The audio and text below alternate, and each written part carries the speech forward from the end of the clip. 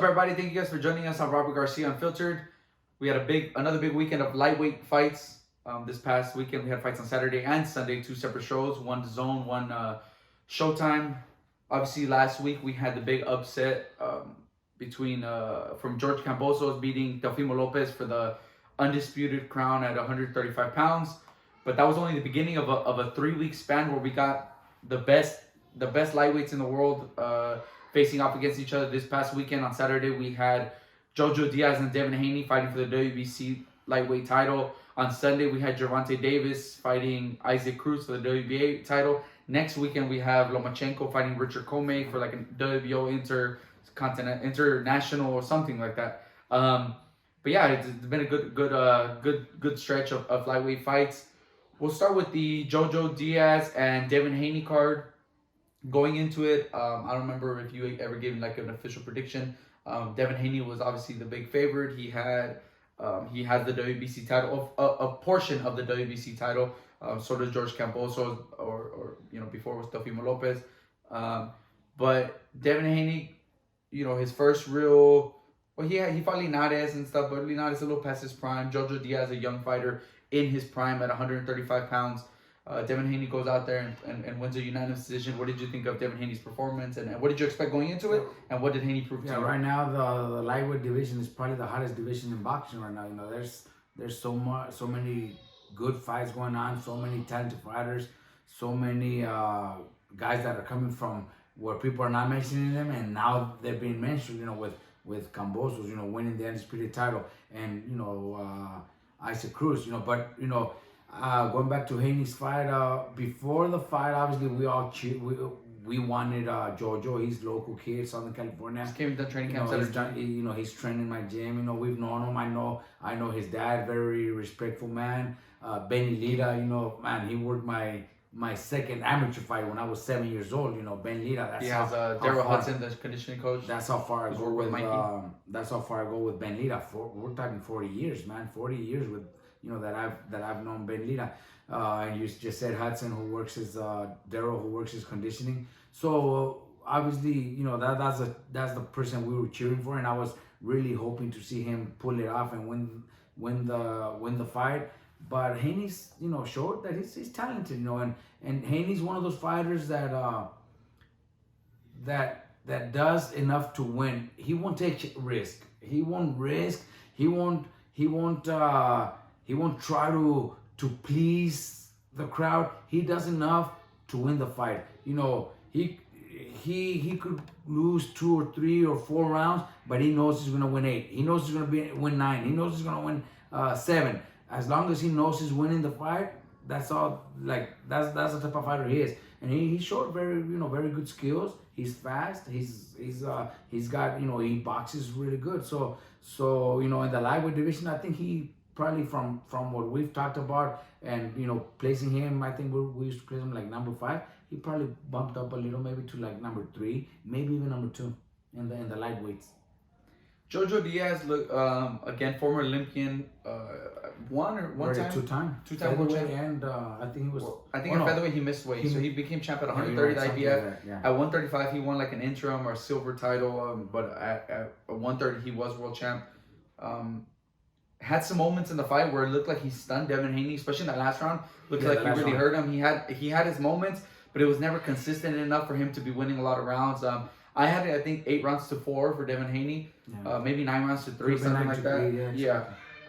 Jojo, when he would let his hands go, he would connect. It looked like Devin Haney isn't the most he doesn't take the best punch, because Jojo's not the biggest puncher either. He's not a even at 126 or 130 wasn't a one-punch knockout kind of guy. But you saw Devin Haney get hurt against Linares. You see him in this fight get touched up a few times where it looked like he was a little bit stunned. And again, Jojo not the biggest puncher. With that being said, would you favor Devin Haney in fights against someone like a Ryan Garcia, who is a one-punch kind of knockout guy? Someone like Teofimo, who just came off a loss, but he's a big puncher. Cambosos. Where all the guys, if you rank him, you said right now you put him number 3, but who do you put above him? Who do you think he would be? I think above him I would only put Tank maybe, and maybe Lomachenko. I would think the same thing. Because because I think he's still, you know, good enough, fast enough, and the way he fights, good enough to beat Cambosos. I think he could beat Ryan Garcia. Ryan, you know, I think Ryan is fast, and if he connects, you know, he hits very hard. Anybody. So he could knock him out too. Ryan could knock him out with a good counter, you know, left hook. I think he could knock him out. But I don't really think we'll see that fight. I don't think even Ryan's people, you know, the promotion, the management, the trainers wouldn't. I don't think that's a fight that we'll see. It's a fight that you know, we might see Ryan versus Cambosos, or maybe Ryan versus Isaac Cruz or Jojo, or even, yeah, there you go, Jojo, before anything like Devin Haney. That's why I could put Devin Haney above Ryan, but Ryan could land and could hurt him and could knock him out. And I think the chances are huge because he hits very hard. And Haney already showed that he gets hurt. But I still put Haney above him because, you know, just I don't think that fight will happen anytime soon. So I put him above because he's already a world champion. So I think Haney beats Cambosos. I think so too. I think just the style. His, you know, he's not going to take any chances. He's going to win round by round. Do what I just said. You know, he just worries about knowing that he's going to win the fight. He's not worried about impressing or showing the world or taking a punch, risking taking a punch to land his punch. No, he's going to do enough just to win round by round. I think in the back of Devin Haney's head, like in the back of his head, he's listened to some of the criticism about how he has some boring fights. He's probably the biggest draw. Because I don't know if you saw the video of after the Leonidas fight, he goes back to the locker room and he asks Leonidas, like, how's my power? He asked him, how's my power? And he tells him, how is it compared to Loma? Like, compared to Loma, how was it? And Leonidas gave him a little credit, like, oh yeah, you hit him or whatever. He asked him. Yeah, that's right. Showing that. I've never seen something like that. Yeah, he tells him, how's my power? And he says, oh, it's, you know, how is it compared to Loma? Yeah. In the back of his head, he realized it. There, yeah. I think the sooner he realizes that he's not a puncher, he's not going to be a crowd pleaser, the better it's going to be for him. And he just sticks to what he does. Sticks to what he does. As long as he keeps winning, people are matters. going to want to see him lose. Look at Mayweather. Don't tell me Mayweather. Mayweather made a career out of it. Exactly. Mayweather fucking became the highest paid. At 135, at 135, he was a knockout guy, Mayweather. Yeah, once he got to welterweight, Devin Haney's starting at 135 and he's not the biggest. Devin Haney should do the same, you know, just worry about winning his fights and the more boring, the more the people are gonna hate him, they're gonna continue watching. They want to see him lose. Yeah, as long as he has, and he's in a, because sometimes you get these fighters who aren't the most exciting guys, but people don't end up watching them because there's not other guys like there's not other guys in their division that have a big enough fan base that'll make a big fight. Like, let's say Rigondeaux, he beat Nonito, but after Nonito, there wasn't much for him. There wasn't other stars in the division. There was nothing. Devin Haney might be a like we said, quote unquote, a boring or just not the most exciting guy in the world, but he has Ryan Garcia, Lomachenko, Tank. We just beat Jojo, Isaac Cruz now. He has Cambosos. He has all these guys in his weight class that make for big fights. 30-pounders that might. And all those guys have their own big. Yeah, you got Shakur Stevenson. Yeah. Then you got guys at 140, also big stars. Taylor, Jose Ramirez, Prograde. All these guys have their own fan base. That fan base is going to show up to see their fighter beat Devin Haney. We're talking about 10, 12 that fights that could happen in the future. Make millions of dollars for him. Just make millions of dollars, exactly. So he does have big fights for him. I think he continues doing what he does. Maybe doesn't worry. Don't worry about how hard you hit or you want to win by knockout or you go ask your opponents how hard do I hit. That's kind of, I think that's a little weak. Yeah, that's kind of showing weakness. I think we just continue fighting the way you are. I think he's with experience, he's gonna get to know that that's the fighter he is. He could he could probably not now, but in the next 2 or 3 fights, maybe he could be maybe I could say to me now he's sure that he's the best lightweight in the world. Yep. That does it for Saturday's card. We had the card on Sunday. Well, before we get through it, I want to give a big shout out to my boy Venado. going to Oh wow. Lopez. I forget his first name. I think it's I forget his Lopez. But now the Lopez that went to the UK and stopped Isaac Lowe like in the 7th round, won an IBF title eliminator. He's fighting. Well, he's the IBF title eliminator, and I think this one is for real. I think the IBF will give him that title fight against Kiko Martinez. He's gonna knock the shot of Kiko. I think so too. I think he's gonna beat the shot of Kiko. So he's gonna become. He's like on a champion. 7-8 fight win streak, something like that. He's gonna become world champion. You know. He beat Andy Vences, beat Gabe Flores, now he beat Isaac Lowe. And then you know I'm gonna get a little bit ahead of time. You know the IBF they do. You know if it's a title eliminator, that means you are fighting for the fucking title. This Sunday, every fucking fight was a title eliminator, and none of them are gonna fight for the title. I guarantee you. Right? Yeah. Watch, because that's one of the things is that the WBA right now is getting really strict. This was the WBC. No, watch. The WBA is getting really strict with a lot of their guys. Like, okay, they stripped Rollies, they stripped Chris Colbert, they made Ugas go into this 4-man tournament. All this stuff. Tank has the WBA title. Why don't they enforce Tank to fight Josh Taylor? Yeah, they're not gonna Josh Taylor's the main champ. Why don't they make Tank fight him? And if you don't fight him, your title becomes vacant. The way they did with the 2 weekends ago at the 122, Asa was supposed to fight Raheem Aleem or something like that, and Aleem and them decided not to fight Asa, so now Asa's the mandatory to fight MJ. They don't do that to Tank. Tank's the WBA regular champ. He's not the champ at 140. The real champ at 140 is Josh Taylor. Tank has the WBA 140 title, but they don't tell him, hey, you have to fight this guy, you have to vacate your title. You know what I mean? Like, just leave it. They pick and choose. It's also business. It's also business, and to have Tank as a champion, headlining, selling out the fucking Staples, they're not gonna strip him. And they have Josh Taylor, who is fucking the best at 140 and undisputed. Then they're also not gonna. They're happy with both. Exactly. But yeah, when they could, they're gonna do it. Every fucking fight is a title eliminator. And none of those guys are gonna fight for the fucking title next. Now we go to Sunday show, like you said, sold out Staples Center. Gervonta Davis against Isaac Cruz. Originally was supposed to be Rollies Romero. They switched it because of the allegation towards Rollies. I think a better fight. We said it as soon as it got announced. I personally picked Tank to knock him out, and within 6 rounds. Within 6 rounds, I was picking Tank to knock him out. Turned out to be a lot, a tougher fight than most people thought. And by most people, I'm pretty sure everyone, a few people gave Isaac Cruz a shot. Right now in boxing, we're getting a lot of big upsets, a lot of good competitive fights. It's been a good few week span. And Isaac Cruz goes out there and goes the distance. I think it was a unanimous. It was still unanimous. It was unanimous, but it was close. A unanimous decision. 13, 14, 16, something like that. Yeah, it was really, 15, 13. Yeah, really close decision. Fight. Tank, not his best performance again. An opponent that was there for him to look good against in a way, but Isaac Cruz, had other plans. I think he had a great game plan where he had a high guard. They kept showing replays of Tank landing a big uppercut, but he would see Isaac Cruz roll with it and block it with his gloves. There wasn't really anything exciting in the fight. Tank didn't do much. Cruz himself didn't do he did enough to make it a good fight, but I didn't think he won the fight either. Yeah. I had it, 7 rounds to 5, 8 rounds to 4 for Tank.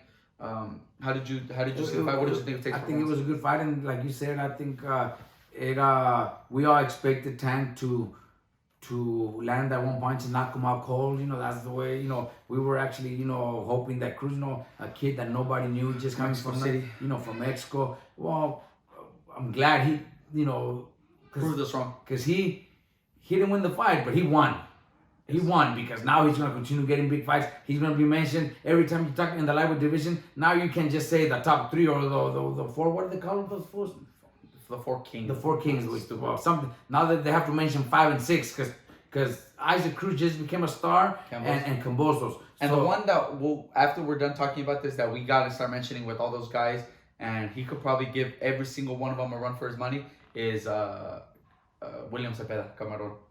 William Cepeda, you gotta start mentioning him with all but he's still not there to be mentioned. But yeah, William Cepeda should also be. I think 1 or 2 more wins, he'll be up there. He should be mentioned. So the lightweight division is fucking hot right now. But going back to Isaac Cruz, I think he fought good, man.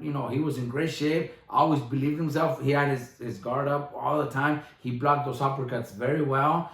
Kept coming.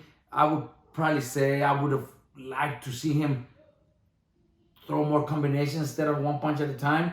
maybe you might miss the first, but the second or the third punch might land. So I think he should have thrown a little bit more combinations, work the body a little more. But it's easier to say should have than once when you're in the ring. Tank's dangerous. Exactly. Tank is also very dangerous. So I think he fought great. Everybody loved him. Everybody loved his performance. A lot of people are saying he got robbed, which is good for him. I think he lost. I think it was a very close fight.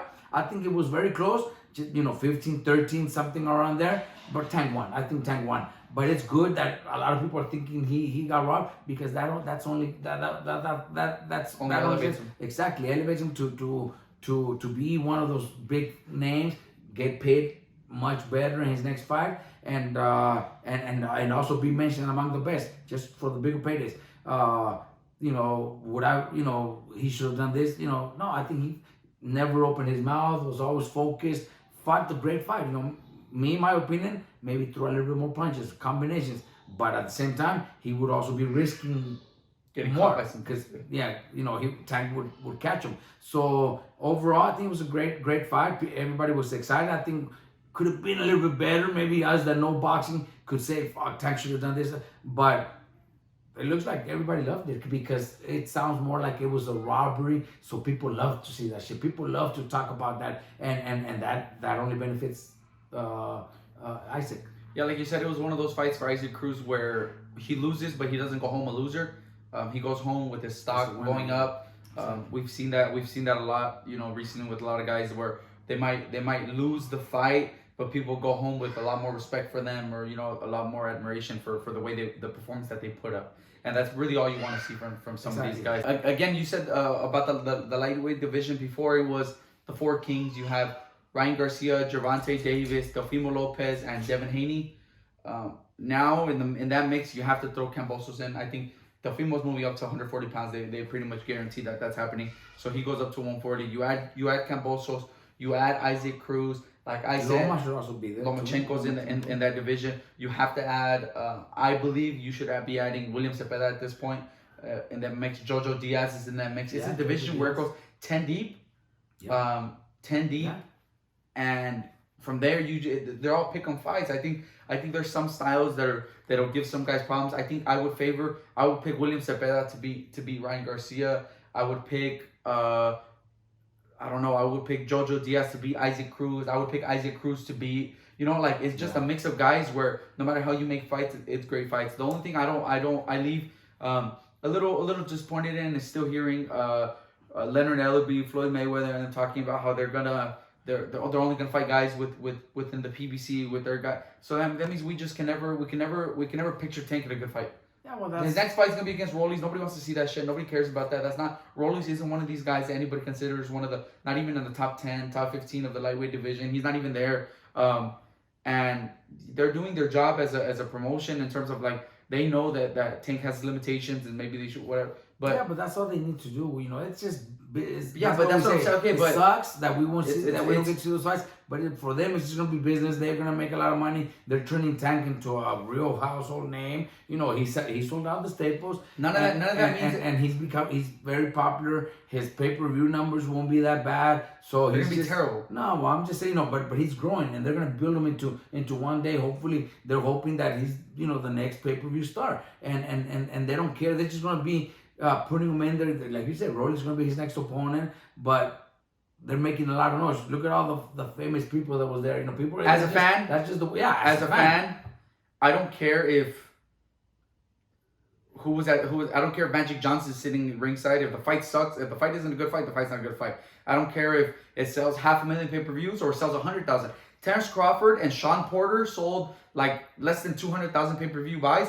But Terrence Crawford will go down in the history as one of the greatest welterweights of all time. He's one of the greatest fighters of all time. He put on a great performance, something that people will talk about. As a fan, I want to see Terrence Crawford. I don't care how many pay-per-views he sells. I don't care how much money he's making in the fight. That's not what fans are supposed to care about.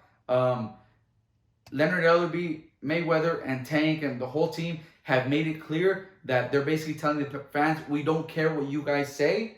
We are going to keep having him fight C-level fighters, B-level fighters, guys that are not a threat to him really Because let's face it, going into the fight, Isaac Cruz had one really good win against Diego Magdaleno. After that or before that, he fought Francisco Vargas. Diego was already. And that's what I was saying. Diego is washed. Diego has got knocked out by Delfin Monassi. He's way past his prime. He had a tough fight against not a tough, but he beat Francisco Vargas. Couldn't stop Bandido Vargas. Isaac Cruz is not one of these guys that's a world killer. That's one of these top skilled guys. And he gave Tank that's why they threw him in there. But they're doing what they're supposed to do, like as they did with Mayweather. Look, Mayweather fought. Yes, but Mayweather fought Gotti. Mayweather fought Chicanito. Yeah, his first world title fight was Chicanito Hernandez. Right. Yeah. No. I understand that. But what they're doing with Mayweather is, I mean, with Tank is they're building when to start with, for their people, for them. He's the star, and people are gonna pay to go see him.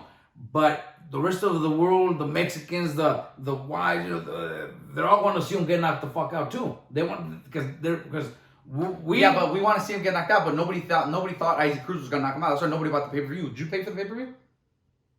Yeah, I seen it. We seen it. Yeah, we had it. You paid for the pay-per-view? Yes, of course. Well, I didn't pay for that shit. Because you didn't even come to watch it. No, I didn't pay for it. But you didn't come to watch it. I didn't watch it. I didn't watch it. That's why. We did. I didn't pay for it.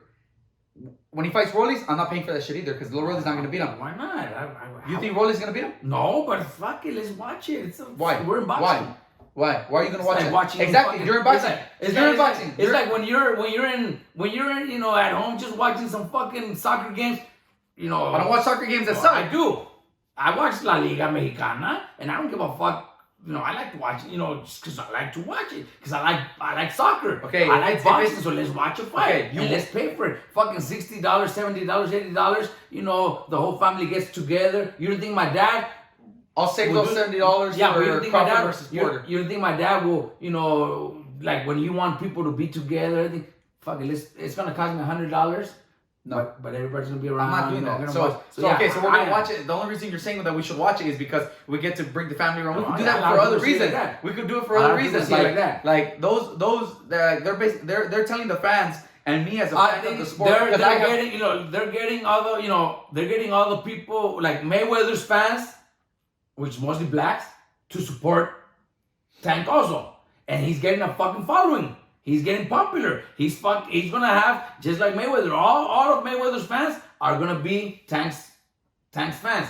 And the rest of the world want to see him get the fuck beat, get the fuck knocked out. Just like everybody wanted to see Mayweather get beat. And guess what? That's what's gonna sell. That's what people are gonna be watching. That's what people are gonna be ordering to see him get knocked out. And to see him get knocked out, you have to have just like Mayweather. But you have to have opponents in front of him. But he will get there. You have to have opponents in front. They want to make him a star first. He's already on pay-per-view. That means that now every fight you have to pay to watch that fight. There's a difference. Better fights. Yes, there's a difference between having him on Showtime fighting Rollies, having him on Showtime fighting Isaac Cruz, having him on DAZN fighting. You know what I mean? Like free fights or paid subscriptions where you see him fight Rollies. There's a difference between putting that shit on pay-per-view, making us pay an extra $80 a month to watch Tank fight Isaac Cruz and Rolando Romero and who has he fought recently? Gamboa and Barrios and these guys who are not the top guys in the division. When you're paying for somebody pay-per-view, it has to be when you're paying Vargas, fucking De La Hoya, Trinidad, Crawford, Porter. Yes, those are the fucking pay-per-view fights. I agree. Now, when you said Mayweather doesn't give a fuck. But just like we were talking about, everybody don't give a fuck. They want to make him a star, and they want to see us pay to see him. And just like they don't give a fuck, I don't give a fuck about the fucking stupid ass, the pathetic fights they're putting on either. So it goes both ways. The fans have a say in it. If you're what you're saying is that to see him get beat. They're gonna okay, and that's what I'm getting to. So you're saying that people are gonna pay to watch him get beat. It's just like Mayweather. Okay, I'm not gonna pay to watch Rollies fucking swing stupid wild punches for 3 rounds and get knocked out because we know he's not gonna beat him. We knew Isaac Cruz wasn't gonna beat him. We knew Barrios wasn't gonna beat him. We knew all these guys. We know going into it that these guys are not going to beat him. The thing is that you're saying, just like we said, Devin Haney's going to build up, and same goes for Tank. They're going to build up a big enough fan base where you're going to want to see other guys beat him. But if Devin Haney goes into a fight and he fights, when he fought Gamboa, nobody thought he was going to beat him, so I didn't watch it. I didn't even see that fight. If Tank goes in there and he's going to fight Rollies, he's not going to lose to Rollies. Rollies has 0 chance in there. I'm not going to watch it. I'm not going to pay to watch that. You pay. Watch it. It's gonna be fun. I'm not gonna watch that. You will. I will pay if Tank fights Loma. If Tank fights, even fucking now. Right now, Loma, Devin Haney, Ryan Garcia, Cambosos. Those 4. Yeah. If you fight one of the top guys, then people are gonna pay the pay-per-view. But if he's fighting 3 times a year on pay-per-view and all of them are shit fights, then it's just a big fuck you to all the fans. Like it's a really bad. And they're fucking getting away with it, and they're gonna make the people pay for it. And no, they don't have to make them pay. I'm telling the fans, don't pay for that shit. Well, they are. Don't pay for they are. pay-per-views. People are gonna tune in and watch them. Well, it's stupid. From that, we go into who I believe is the best lightweight in the world and will beat every other lightweight you line up for him in Lomachenko. He's fighting next week, December 11th, against Richard Commey. He lost his crown to his undisputed crown to, not undisputed, but I don't know. I don't know. That's what I'm saying.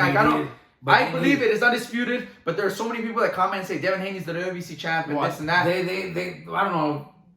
Loma just let go of the WBC so he doesn't have to fight Haney or something. So I'm saying, so you could call it undisputed. So Haney fought for the vacant title?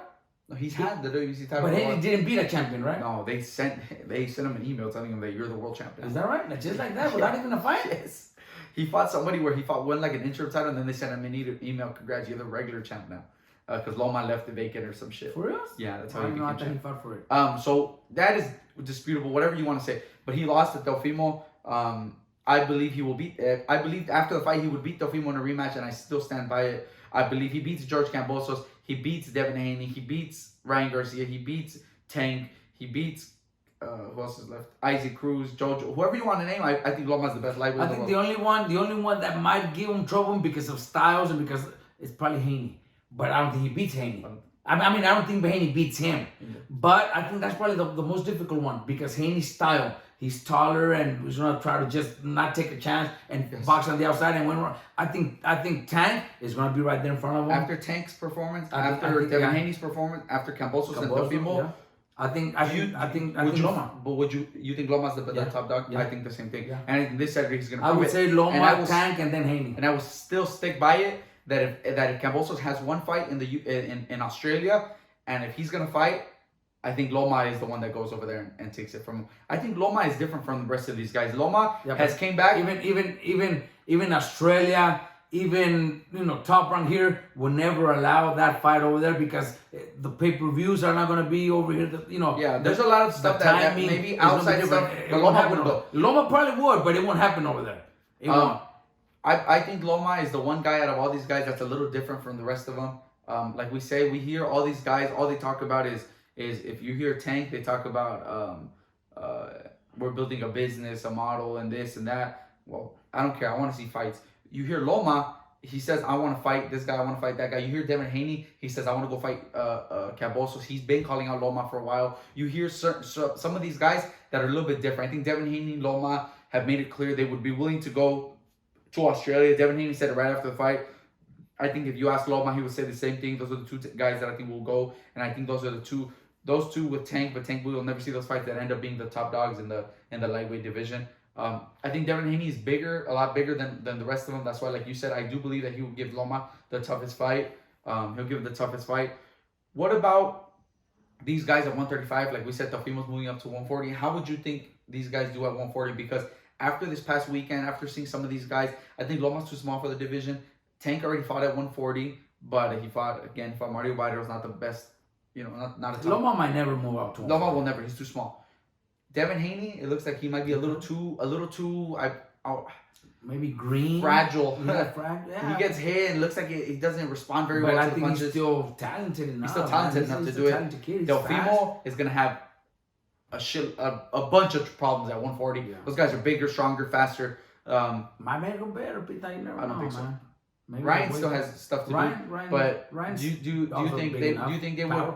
Ryan's power is good for 142. You think these guys will go up to 140? And because we I think they're all going to eventually move up to 140. The only one that I don't see going to 140 is Loma. Because he's just too smart. He already did 3 divisions, and that's he's already a big name, big star, and he doesn't have to. Exactly, it'd be stupid for him. He's already unless it's a fucking $10 million payday to go fight. But who's he gonna fight? That's not gonna happen. It's not real. So I think he doesn't. He could even move down to 130. Yeah. He's the reason I ask is because we have most of these guys like where we've talked about Mayweather right now, De La Hoya, a lot of these guys where they start off in a division and maybe they have other guys in their division they could fight, but they end up fighting them like at welterweight. Do you think these are guys that could potentially move up to welterweight and become world champs, or like Ryan and Devin Haney, Teofimo, that could possibly become welterweight champs, 3 division world champs and stuff like that? I think the only ones that could probably because of their height and all that. I think Devin Haney, maybe Ryan in the future, but if he even fights, he doesn't even want to fight big names. He's also one of those or cancels fights. He has mental health problems. Yeah, so then we don't know. But Devin Haney is the one you would think. I think Devin Haney because of his size, his he's tall. IQ. Yeah, he's got skills. He's fast. He doesn't have too much power, but you don't have to have power. I think Tank will be a welterweight champ. He'll be like a WBA regular champ. Well, Terrence Crawford's the main guy. The way he did it at 140. He's not gonna fight Josh Taylor, but he'll fight Barrios at welterweight. Josh Taylor beats him. Exactly. At welterweight, before I would have favored Tank, but now I favor Josh Taylor. At welterweight, he's gonna fight like a Keith Thurman for like a WBA title or something, and not even Keith Thurman. Maybe Robert Guerrero. Yeah, he'll beat Robert Guerrero for a welterweight title for the vacant WBA. Yeah, there it is. That's his next fight. You're welcome, Leonard Elvey and these guys on pay-per-view, Showtime. But yeah, that does it for this week's show. What I wanted to say is before we end the show, we had fights over the weekend. On Saturday, we had Alexis Espino, who had his first 8-rounder tough fight, ended up a draw in Vegas. It was on the Jojo Diaz versus Devin Haney card. We also had 3 fights in Stockton. Felix Soria, Gabriel Morataya won decision. Arturo Cardenas won by KO. 2 of them were on like a small subscription kind of based pay-per-view kind of thing. Gabriel and Felix Soria. Arturo Cardenas was on the early part of the card. Arturo was the first fight. Oh, he was the first fight. So he was on early part of the card. That was streamed live on YouTube.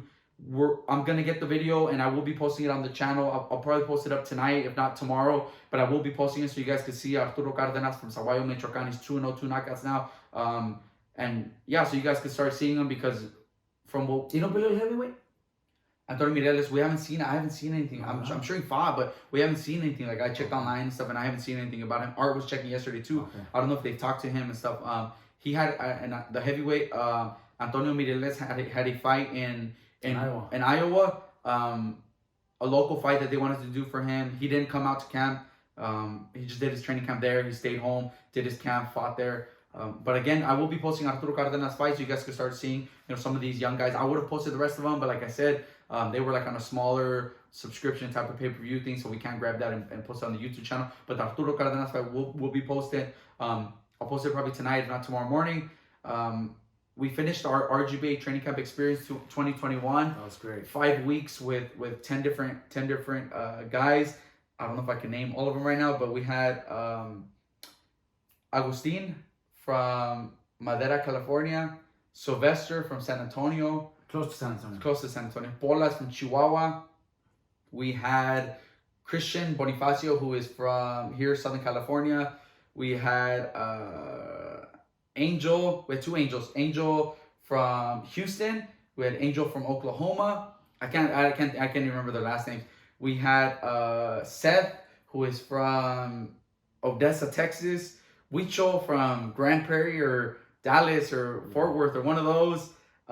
Sebastian from Arizona, and from Colorado we had Diego from Colorado. It was like, it couldn't have been better. The guys all loved it. They all enjoyed it. We had our guy Eric Ramirez, who's the one that does the editing for some of the videos that we posted about the camp. The intro you guys see, he did that. Eric, really good friend of ours from right here in Southern California. He does a lot of stuff for Showtime as well. He went the last week to talk to the guys, ask them a few questions. So I will be posting a video later on this week. I believe by Friday we have that, maybe early next week or whatever. Asking the guys what they thought, what their training camp experience was like. All these guys came in with a really, really good mindset. They were all either amateur boxers already. Some of them were pro. Some of them have been training for years. They want to do their first amateur fight coming up. So, you'll hear a little bit more. Some of them are getting ready to turn pro. Some of them are getting ready to turn pro. It was just a mix of different guys, but all of them with a great attitude. It was a great 5 weeks. I wanted to let you guys know that we will be doing our RGBA training camp experience part 2 next year in March. I believe the whole month of March. It starts February 28th to March 30 something, I believe. Or April 1st. Is it 4 weeks or 5 weeks? It's I think it's also like 4.5, 5, kind of 5. So it's like a 5-week thing. So you guys can start preparing for it, start getting ready for it. Again, we will be doing it again in March. The last one we announced it with like 4 weeks ago. So we had a lot of people that told us they didn't have enough time to come up with the funds and to tell work or to, you know, whatever. But we are doing another one in March.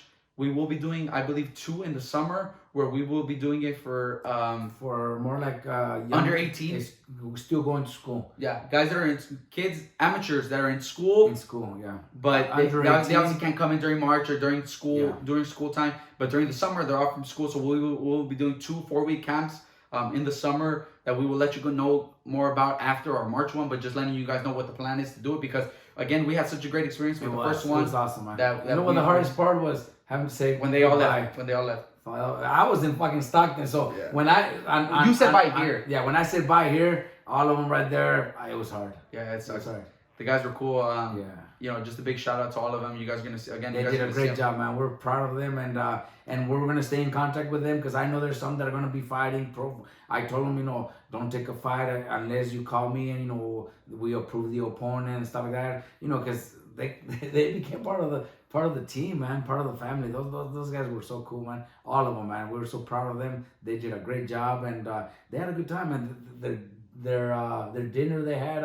I seen the videos. They Thanksgiving dinner. They had right here with Chepe's mom. They were happy with. She sat them down, and they all gave thanks for it. They just went around the table, and it was just they also then became like a part of each other's team, and they all went to dinner, and they went to go eat with Eric and Efren and David and Carlos and all these guys. They went to go eat together. They would go, you know, they just became like family themselves.